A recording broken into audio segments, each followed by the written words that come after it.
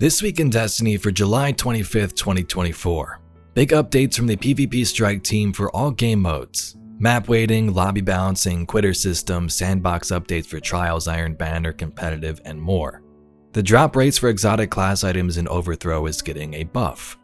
You can now once again attune Brave Arsenal weapons. Destiny art shows, Bungie Foundation rewards, and much more. Let's dive right in.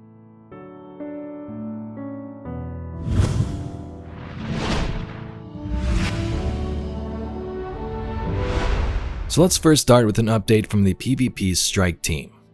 Here are the general changes coming in August's 8.0.5 update. 6v6 map weighting, increasing weighting of popular maps, decreasing weighting of the unpopular ones. Improving lobby balance, moved to their second variant of Snake Draft with improved systems for dealing with fire teams. An update to the quitter systems. The systems should be more lenient for players who rarely quit or get disconnected, but much more restrictive for those who quit all the time. PvP nerfs to Threaded Spectre and Swarm Grenades. Trials of Osiris updates to Passage of Persistence. While in a 3-person fire team, losses will not remove a win from the passage.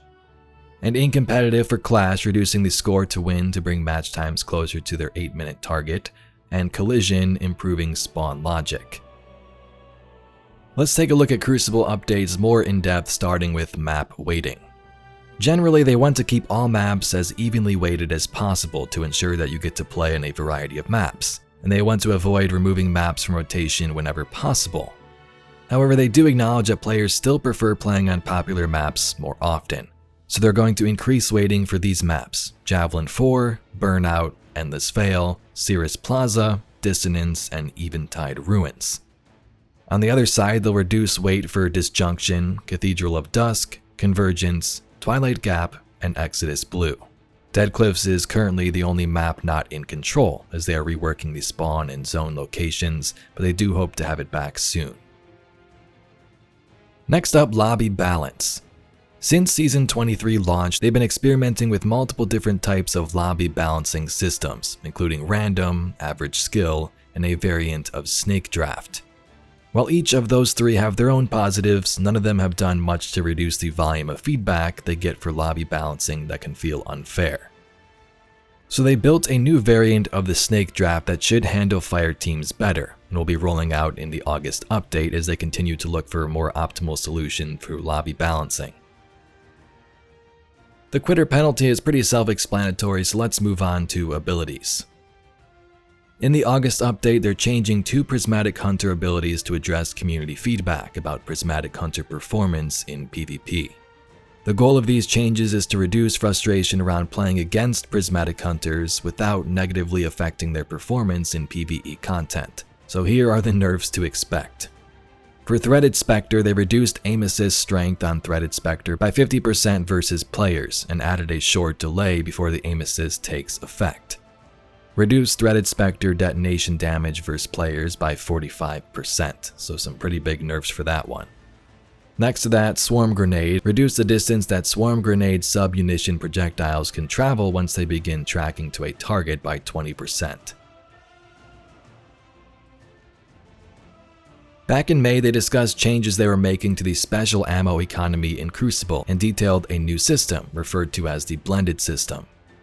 In this system, you receive 1 kill's worth of special ammo on spawn, 1 kill's worth from crates, and primary weapon final blows drop a brick with 1 kill's worth. The blended system has now been out in most game modes, and they wanted to show some detail about how it's performing compared to the previous systems. Overall, the amount of special ammo has gone up slightly compared to the meter and crate systems, but is still down significantly from where it was with the old respawn system. Moving forward, the blended system will continue to live on as they work towards some changes for a complete rebuild of the ammo meter, process which is extremely complex but is still underway. Next up, some Trials updates. Let's start with Passages. Wealth rewards extra Trials rank in every win. The amount rewarded increases as a player's major rank increases. Persistence. Losses following a win will remove the win from a player's card. Consecutive losses do not remove additional wins.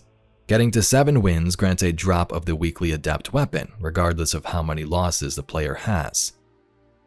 Ferocity. If a player hasn't been flawless for the week, losses after 3 wins will reset them back to 3 wins instead of flawing their card. Reverts to the old behavior of granting a bonus win for the 3rd win once a player goes flawless. And then Mercy. If a player hasn't been flawless for the week, 2 losses can be forgiven. Reverts to its old behavior of forgiving a single loss once a player goes flawless. Reward updates. Any win has a 50% chance to drop the non-adept weekly weapon. Once you have been flawless and are playing on a 7-win card, you also have a 50% chance to drop the adept version of the weekly weapon on wins. You now get bonus rewards including Trials Armor, Enhancement Cores, Weapons, and Enhancement Prisms based on how many wins you get before your card becomes flawed. And in Passage of Persistence, when you play as a trio, they've updated it so that losses will no longer remove wins. This means when you play Trials as a full fire team on the Passage of Persistence, you only need to get 7 wins total, and you will receive a drop of the weekly adept weapon. Competitive also has some changes. They've moved to rank-based matchmaking, updated the way points are rewarded and penalized following wins and losses, added competitive weapon focusing, and granted an increased chance to drop exotic weapon catalysts on victories in the playlist. Now changes to Iron Banner. For rewards, wins now guarantee a drop of a random Iron Banner weapon and a very high chance of an Iron Banner engram. Game completions also offer an improved drop rate for weapons and engrams. They've also made some additional changes to fireteam-based matchmaking and the overall matchmaking system. There's a bunch of details there if you're interested in that. Exotic class items are getting some tuning updates, increasing chances for drops when opening overthrow chests. So as you open chests tied to overthrow activities, your chances will increase. Higher tiered chests give bigger increases to drop chances. This should decrease the amount of time it takes on average to get an exotic class item, but they'll be watching the feedback and tuning if necessary. Next to that though, they're going to be reducing chances from the unrelated Pale Heart chest in free roam to encourage you to participate in overthrow. An increased chance stored up from overthrow chests apply to lost sectors and co-op missions that take place in the Pale Heart. Next to that, they're also adding a weekly challenge to Dual Destiny where players can earn 1 additional exotic class item. Brave Arsenal Weapon Attunement is back. In the August update, players can visit Zavala in the tower to access a new Onslaught Attunement menu. From there, players can select a single Brave Arsenal weapon they'd like to attune, increasing the drop rate chance by 60% in Onslaught. This is an increase from the 50% drop chance increase in Into the Light. There is no cooldown or cost, so you can swap your chosen weapon at any time. So if you've been grinding Onslaught since Final Shape dropped, you now have an increased chance to get the weapons you're after. And to wrap it up, apparently there's going to be some Destiny art shows in a couple of different locations. In Los Angeles, New York, and London, Bungie will have a celebration of the Destiny universe, featuring over 30 pieces of original art, including paintings, ghost sculptures, props, and more. Entry is free, just be sure to keep an eye out on all socials next week for a page link to reserve your spot. Anyway, Guardians, that's all we got for this week's video. Some big updates for those Crucible fans out there, attuning brave weapons, exotic class item changes, and much more. If you'd like to see some more Destiny news, lore, and mysteries just like this video, please be sure to subscribe to the channel. I thank you very much for watching, and I'll catch you all in the next video.